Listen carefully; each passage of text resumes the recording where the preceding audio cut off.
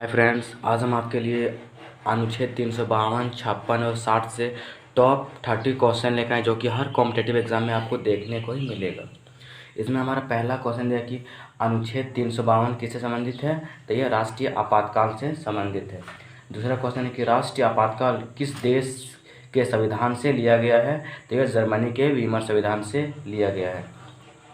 राष्ट्रीय आपातकाल संविधान सभा के किस भाग में वर्णित है, तो यह भाग 18 में वर्णित है।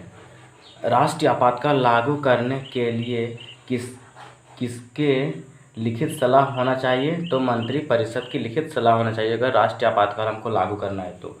राष्ट्रीय आपातकाल लागू करने के लिए संसद के कितने दिनों में अनुमोदन मिलना चाहिए, तो संसद इसको 1 महीना में इसको अनुमोदन मिलना चाहिए, ठीक है ना। राष्ट्रीय आपातकाल यदि संसद के 2 सदनों में इसका अनुमोदन हो गया तो यह कितने माह तक जारी रहेगा, तो यह 6 माह तक जारी रहेगा। भारत में प्रथम आपातकाल कब लागू हुआ था, तो यह 25 जून 1975 को लागू हुआ था, जो कि इंदिरा गांधी ने लागू की थी। भारत में प्रथम राष्ट्रीय आपातकाल किस प्रधानमंत्री ने लागू किया था, तो वह इंदिरा गांधी ने लागू किया था। चलिए, क्वेश्चन नंबर 9 में हमारा दिया हुआ है कि भारत में प्रथम राष्ट्रीय आपातकाल कब से कब तक चला था, तो यह 25 जून 1975 से 21 मार्च 1977 तक चला था, ठीक है ना। क्वेश्चन नंबर 10 में भारत में प्रथम राष्ट्रीय आपातकाल कितने महीनों की अवधि तक लगाया गया था, तो यह 21 महीनों की अवधि तक लगाया गया था। राष्ट्रीय आपातकाल लागू करने के लिए इसे कहाँ से अनुमोदन लेना चाहिए, तो इसे संसद के दोनों सदनों से, लोकसभा और राज्यसभा से अनुमोदन लेना चाहिए। राष्ट्रीय आपातकाल कौन लागू करता है, तो राष्ट्रीय आपातकाल राष्ट्रपति लागू करता है, ठीक है ना।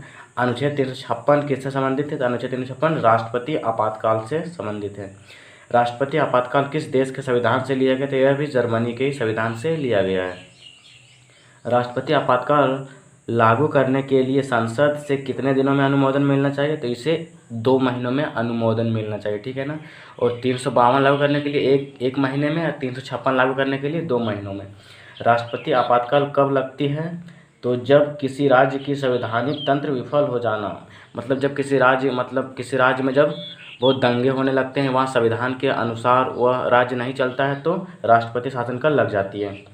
राष्ट्रपति आपातकाल सर्वप्रथम